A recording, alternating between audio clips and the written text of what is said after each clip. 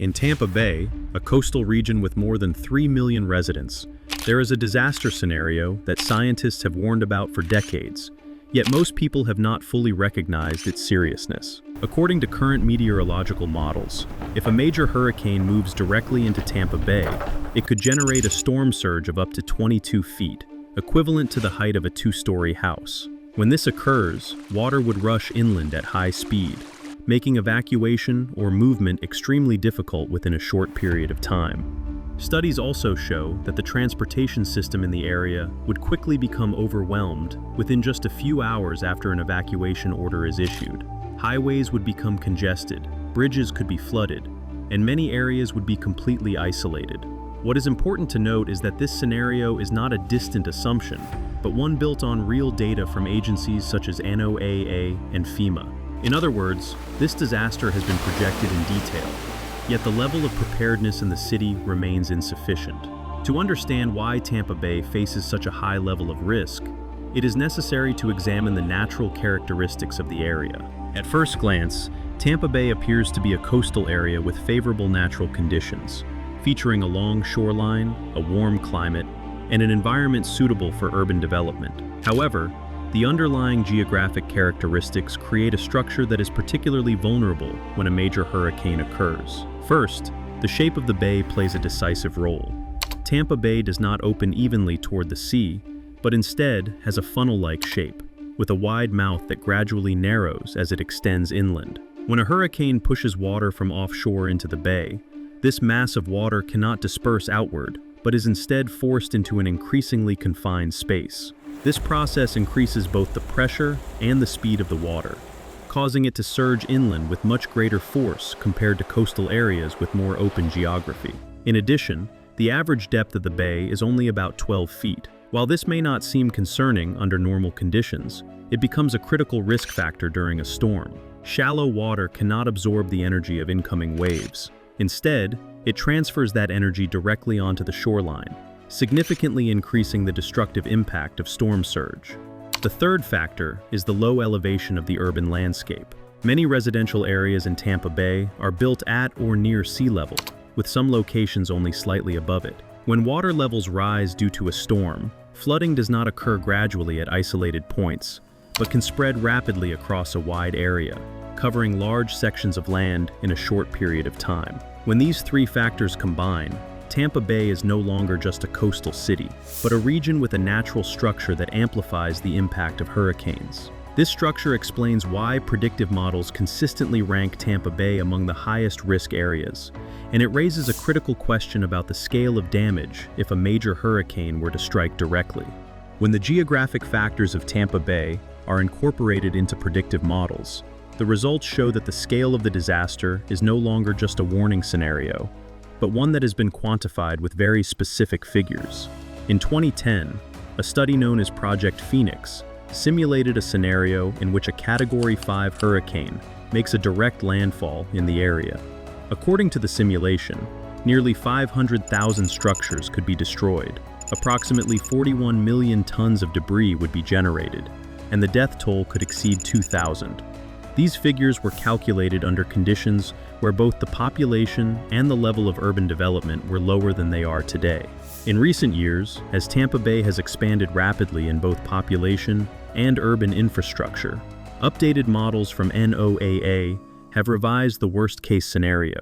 Under these projections, up to 1.5 million structures could be destroyed, with total economic losses estimated at around $175 billion.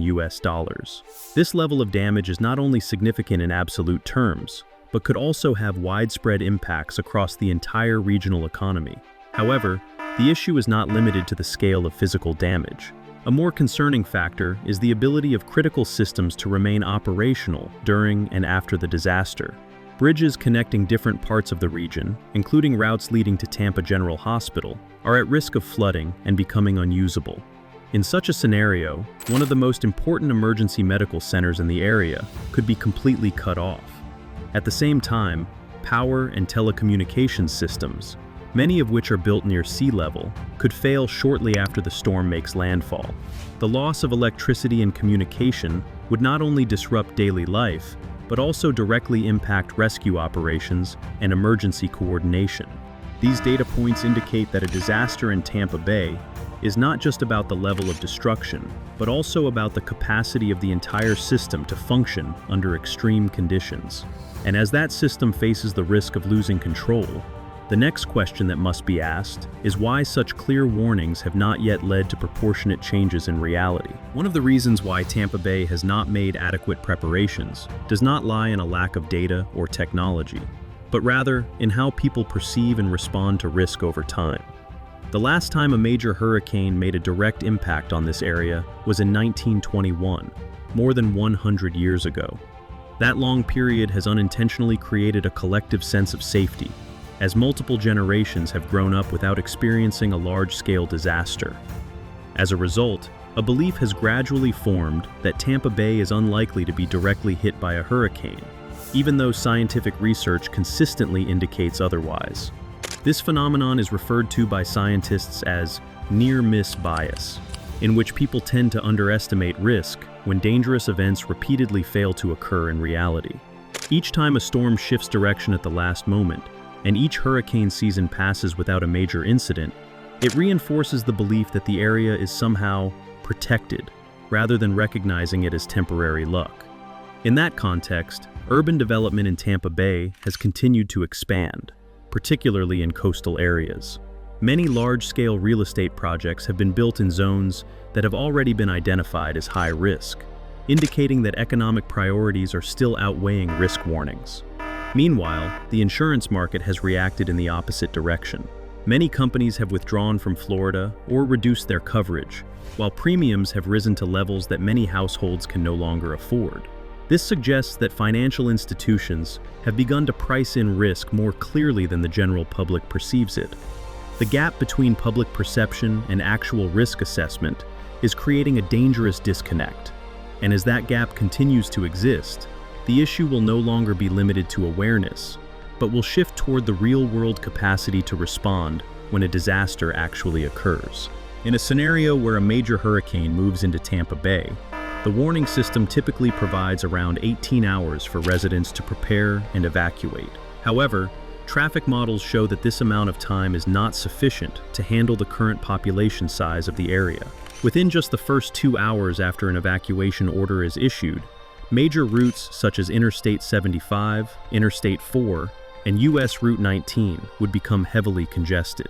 At that point, the rapid increase in traffic volume would overwhelm the entire transportation system, significantly slowing down the movement of people trying to leave the danger zone. This means that not everyone will be able to evacuate. Those with access to vehicles and financial resources may be able to leave early, but many other groups will be forced to stay behind. The elderly, low-income residents, and those living in mobile homes are among the most vulnerable, as they do not have the necessary means to evacuate in time.